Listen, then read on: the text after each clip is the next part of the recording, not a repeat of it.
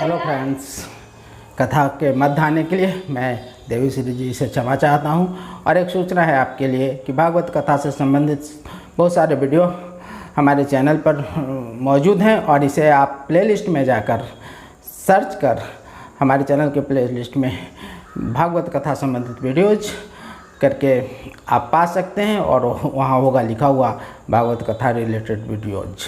और उसी तरीके से छठ पर्व से संबंधित बहुत सारे वीडियोज हमारे चैनल पर उपलब्ध हैं। इस वर्ष के छठ पर्व के कई जगहों के सुंदर सुंदर दृश्ययुक्त, तो आप हमारे प्लेलिस्ट में जाके छठ पूजा रिलेटेड वीडियोज में जाके उसे सर्च करके पालेंगे और देखा करेंगे। बहुत खूबसूरत कथा का भी वीडियो हमने रखा है अपने चैनल पे और छठ पर्व से संबंधित भी बहुत खूबसूरत दृश्यों से युक्त वीडियोज हमारे चैनल पर उपलब्ध हैं।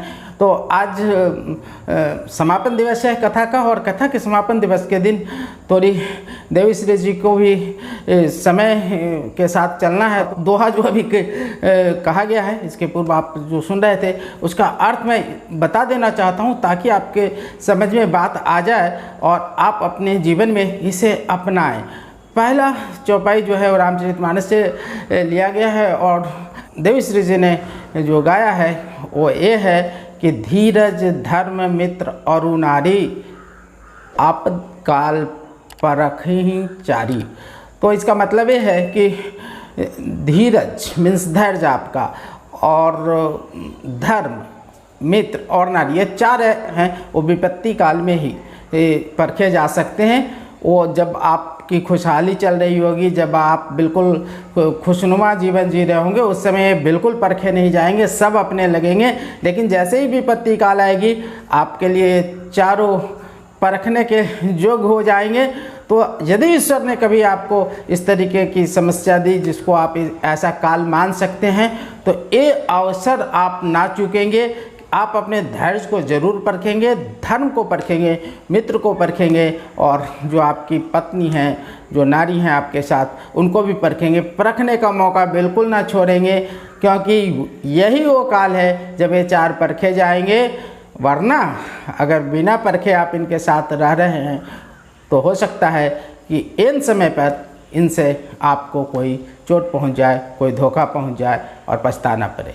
दूसरी जो चौपाई कही गई है वो ये है कि जिय बिनु देह नदी बिनु बारी अतः सही नाथ पुरुष बिनु नारी। तो इसमें एक कहने की चेष्टा की गई है, ये जताने की चेष्टा की गई है कि जिस तरीके से जीव के बिना शरीर अर्थहीन हो जाता है, मृत हो जाता है, जल के बिना नदी बिल्कुल नदी नहीं रह जाती, अस्तित्व समाप्त हो जाता है नदी का, उसी तरीके से यदि नारी पुरुष के बिना है तो उनका भी अस्तित्व समाप्त हो जाता है, उनका भी जीवन बिल्कुल समाप्त सा हो जाता है, उनका जीवन कोई अर्थ नहीं रखता है। इसलिए नारी के लिए पुरुष अति महत्वपूर्ण है और नारी को अपना सारा जीवन पुरुष के संग ही काटना चाहिए। और थोड़े आगे बढ़ कर के अगर हम कहें तो सच्चाई ये है कि जिस तरीके से नारी के लिए पुरुष ज़रूरी हैं, उनके बिना नारी का जीवन सही ढंग से नहीं कट सकता, खुशनुमा माहौल में नहीं कट सकता, उसी तरीके से पुरुष के लिए भी नारी उतनी ही ज़रूरी हैं। नारी विहीन पुरुष का जीवन भी नरक समान है और पुरुष बिना नारी की तो स्थिति आप समझ ही सकते हैं कि क्या होने वाली है।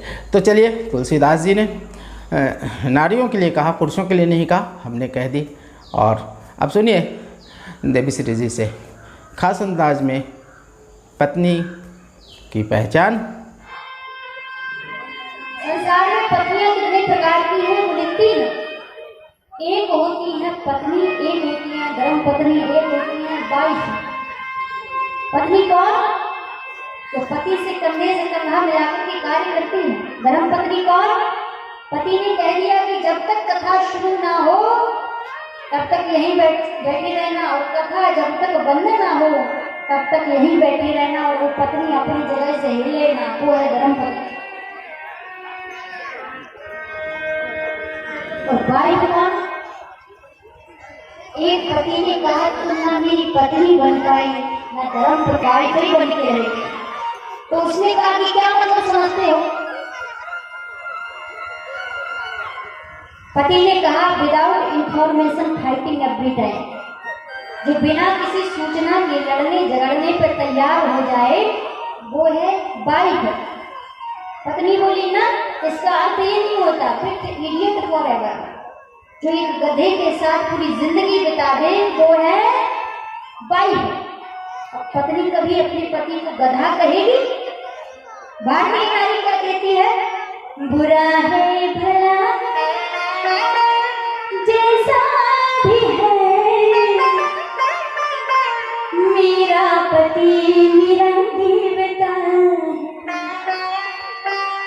भारतीय संस्कृति में पली हुई बेटियां हमेशा कहती हैं, नारियां हमेशा कहती हैं, बुरा है भला है जैसा भी है, मेरा पति चाहे शराब पीता हो, चाहे जुआ खेलता हो, चाहे फिर जुआ शराब पी के नाले में पड़ा रहता हो, कोई फर्क नहीं पड़ता। बुरा है भला है जैसा भी है, मेरा पति मेरा। कितना सब बर्दाश्त करती है। लोग कहते हैं टेंशन बहुत होती है इसलिए शराब पीते हैं। क्या पुरुषों के लिए टेंशन होती? महिलाओं को ही होती। जब आपको टेंशन ज्यादा हो तो आप मैं खाने चले जाते हो, और जब देखे हमारी माता बहनों को टेंशन में तो एक बोतल इनको भी रख दिया करो कि टेंशन बहुत ज्यादा है। बहाने शराब ये क्यों नहीं कहते कि संगति का शौक पड़ गया है, जैसे संगत वैसे रंग, जैसा संगत वैसा ढंग। अगर लोग कहते हैं नशा हो जाता है बोतल में, तो नशा हो जाता है शराब से। अगर शराब में नशा होता तो बोतल भी नाचती। शराब पिला दो तो बारातों में कैसा नाचेगा कि होश ही नहीं रहता।